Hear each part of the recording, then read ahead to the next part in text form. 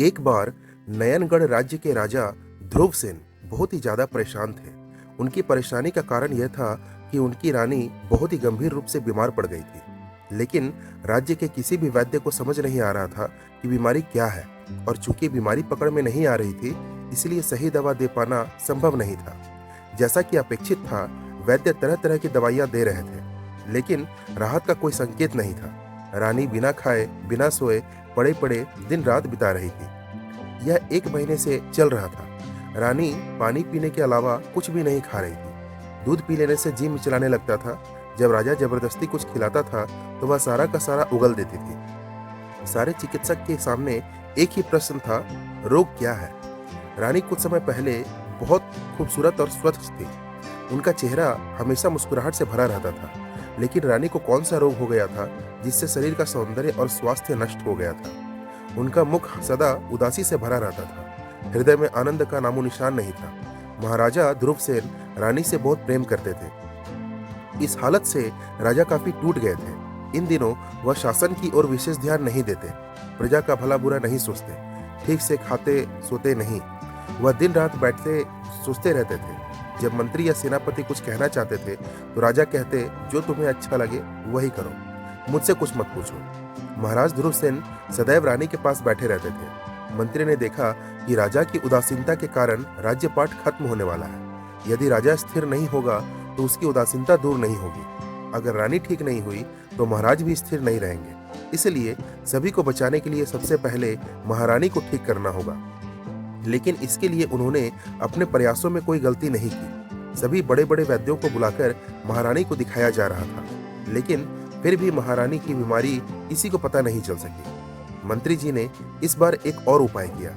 पूरे राज्य में यह बात फैला दी गई कि जो कोई भी महारानी को ठीक कर देगा, उनकी बीमारी जो ठीक कर देगा, उसे अपार धन संपत्ति दी जाएगी। उसे इतना पैसा दिया जाएगा कि उसे जीवन में कभी भी पैसे के बारे में सोचना नहीं पड़ेगा। उसके बाद कई छोटे बड़े डॉक्टर आए, लेकिन कोई भी रानी की बीमारी को पकड़ नहीं सका। अनेक साधु सन्यासी भी आए, वे भी निराश होकर लौट गए। मंत्री जी बड़ी मुसीबत में पड़ गए। राज्य चलाने का उत्तरदायित्व उन्हीं पर था। यह ठीक था, परंतु हर चीज के मूल में तो राजा ही था।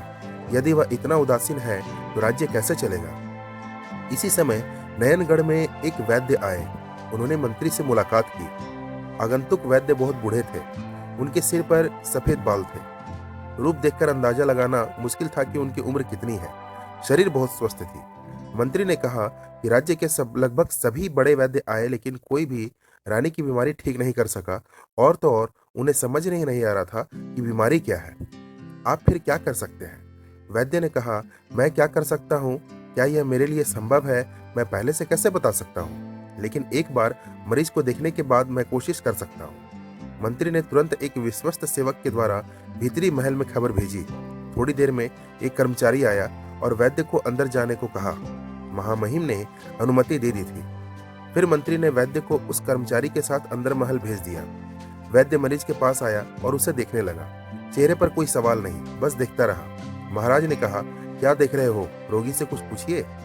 वैद्य ने कहा, महाराज पहले मुझे अच्छी तरह देख लेने दीजिए, बाद में आप जो कहेंगे मैं वही करूंगा। कुछ देर तक रोगी को देखने के बाद वैद्य ने कहा, क्या मैं आपसे एक बात पूछ सकता हूँ महाराज? महाराज ने कहा, बिल्कुल। क्या आप बता सकते हैं कि रानी कितने समय पहले बीमार पड़ी हुई है?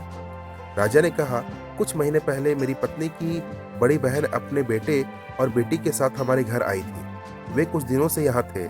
उनके जाने के दिन से ही रानी बीमार पड़ गई। उस रात उसने कुछ खाया नहीं, वह वैसे ही सो गई। तब से यह बीमारी बढ़ती ही जा रही है। धीरे धीरे यह इस स्थिति तक पहुंच गई। वैद्य ने कुछ देर गंभीरता से सोचा, फिर कहा, क्या आपकी पत्नी की बड़ी बहन और उसके बच्चों को कुछ दिनों के लिए यहाँ नहीं लाया जा सकता? राजा ने कहा, हाँ, क्यों नहीं लाया जा सकता, लेकिन रानी की बीमारी का इससे क्या संबंध है? वैद्य ने कहा, वो मैं बाद में बताऊंगा। कृपया उन्हें यहाँ लाने की व्यवस्था करें और मैं कुछ दिनों के लिए यहीं रहूंगा। मेरे रहने की कुछ व्यवस्था कीजिए। राजा ने कहा, मैं सारी व्यवस्था कर दूंगा। एक बात और, यदि आप रानी को ठीक कर सके तो आपको अप्रत्याशित इनाम मिलेगा और आपको राज्य चिकित्सक घोषित कर दिया जाएगा। वैद्य ने कहा कि नहीं महाराज, मुझे पुरस्कार का कोई लालच नहीं है और न ही राज्य चिकित्सक बनने की कोई इच्छा है। मुझे खुशी तभी होगी जब मैं महारानी को बीमारी से मुक्त कर सकूंगा। इस घटना के कुछ दिन के बाद रानी की बड़ी बहन और उसका बेटा और एक बेटी महल में आए। वैद्य ने देखा कि रानी की बड़ी बहन की उम्र ज्यादा नहीं थी, वह बहुत सुंदर थी। उनका बेटा 18-19 साल का होगा और बेटी 15 साल की। वैद्य महल के एक हिस्से में रह रहे थे और दिन भर कई बार महारानी से मिलने आते थे। वह जब भी जाते तो एक ही सवाल पूछते कि क्या रानी अब थोड़ा बेहतर महसूस कर रही है। रानी ने हाँ में सिर हिलाया। वैद्य ने देखा कि रानी बेहतर से बेहतर होती जा रही थी। अब वह थोड़ा थोड़ा खाने पीने लगी थी। एक दिन वैद्य ने महाराज से कहा, मेरी आपसे एक निजी बात है। वैद्य ने कहा, चर्चा हम दोनों के बीच ही रहनी चाहिए, वहां कोई अन्य व्यक्ति मौजूद नहीं रहना चाहिए। महाराज की समझ में नहीं आई यह बात कि आखिर वैद्य क्या कहना चाह रहे हैं, उस चर्चा का रहस्य क्या होगा। लेकिन उन्होंने कहा, क्या चर्चा आज ही हो सकती है? वैद्य ने कहा, जितनी जल्दी हो उतना अच्छा। महाराज उसी दिन वैद्य को एक एकांत कमरे में ले गए। उन्होंने कहा, अब बताओ तुम क्या कहना चाहते हो। वैद्य ने कुछ देर सोचा और कहा, आपकी पत्नी की बड़ी बहन, क्या वह किसी दूसरे राज्य में रहती है? महाराज ने कहा, हाँ, वह दूसरे राज्य में किसी के आश्रय में रहती है। उसका पति पड़ोसी राज्य का राजा था। लड़ते लड़ते वह मारा गया। उस राजा ने उनका राज्य भी छीन लिया। मंत्री किसी तरह उन्हें लेकर इस हालत में भाग गए। वे उस मंत्री की शरण में रहते हैं। वैद्य ने आगे पूछा कि क्या आपकी पत्नी की बड़ी बहन को इस महल में स्थायी रूप से नहीं रखा जा सकता? राजा ने कहा कि मैं अनुरोध कर सकता हूँ, लेकिन मैं यह नहीं कह सकता कि वह उस अनुरोध का सम्मान करेगी या नहीं। लेकिन आप ये बातें क्यों कह रहे हैं? रानी की बीमारी और उनकी अनुपस्थिति और उपस्थिति के बीच क्या संबंध है? वैद्य ने कहा, महाराज कुछ दिन और रहने दीजिए, फिर मैं आपको मामला स्पष्ट रूप से बताऊंगा। कृपया मुझसे इस बारे में और कुछ न पूछें। राजा ध्रुवसेन ने रानी के सामने उनकी बड़ी बहन से अनुरोध किया। उन्होंने कहा, मेरी आपसे एक विनती है बहन, क्योंकि तुम मेरी पत्नी की बहन हो तो मेरी भी बहन हो। मैं चाहता हूँ कि आप अपने बेटे और बेटी के साथ इस महल में हमारे साथ रहें। आपका भरण पोषण ही पर्याप्त नहीं है, आपको पर्याप्त सुरक्षा की भी आवश्यकता है। मैं आपके मंत्री को भी अपना सलाहकार नियुक्त करना चाहूंगा।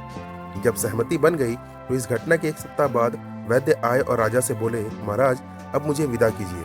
महारानी अब काफी स्वस्थ हो चुकी है और कुछ ही दिनों में वह पूरी तरह से ठीक हो जाएंगी। राजा ध्रुवसेन ने कहा, मैं वास्तव में आपसे एक बात जानना चाहता हूँ। क्या आप मेरे कृपया प्रश्न का उत्तर देंगे? कोई भी दवा रानी की बीमारी को ठीक नहीं कर सकी, और तो और वो बीमारी को पकड़ ही नहीं पाए, लेकिन आपने बिना दवा के ही मरीज को ठीक कर दिया। मंत्र तंत्र के बिना यह कैसे संभव था? वैद्य ने कहा, तो फिर रहस्य सुनिए महाराज। बीमारियां दो प्रकार की होती है, शारीरिक और मानसिक। शारीरिक बीमारियों का इलाज दवा से किया जा सकता है, लेकिन मानसिक बीमारियां अक्सर दवा से ठीक नहीं होती। फिर वैद्य को बीमारी का सही कारण जानना होगा और उसके अनुसार इलाज करना होगा। परंतु आपने रानी की बीमारी के विषय में कुछ नहीं पूछा। मैंने यह किया प्रभु। जिस दिन मैं पहली बार यहाँ आया और रानी को देखा, उसी दिन मैंने इलाज शुरू कर दिया था। रानी की कोई संतान नहीं है, यही उनकी बीमारी का मुख्य कारण है। तो रानी की बड़ी बहन जिस दिन अपने बेटे और बेटी के साथ यहाँ से निकले, उसी दिन से बीमारी शुरू हो गई। इसके बाद की सभी घटनाएं आपको ज्ञात है महामहिम। महाराज ध्रुवसेन वैद्य से बहुत प्रसन्न हुए। उन्होंने कहा, अब मेरी एक प्रार्थना है, आपको यहीं रख लो, नहीं तो मुझे बहुत दुख होगा। बताइए, क्या आप मेरी बात मानेंगे?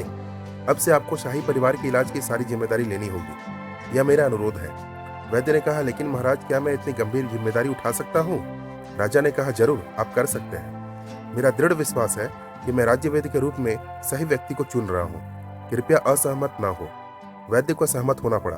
वैद्य महल में ही रहने लगे। रानी की बीमारी ठीक हो गई, वह अब स्वस्थ है।